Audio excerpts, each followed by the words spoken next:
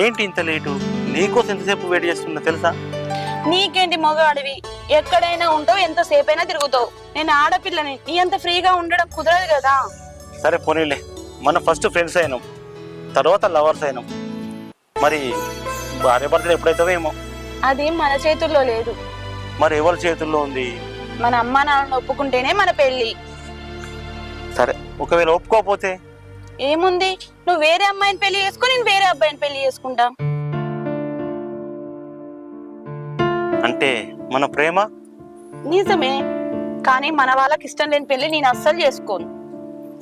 మనం విడిగా పెళ్లి చేసుకుని మర్చిపోయి ఉండగలమా? కుదిరినప్పుడు ఏం చేస్తాం, అడ్జస్ట్ కావాల్సిందే. ఎందుకంటే జీవితం అంటే ఒక ప్రేమే కాదు కదా, చాలా ఉంది.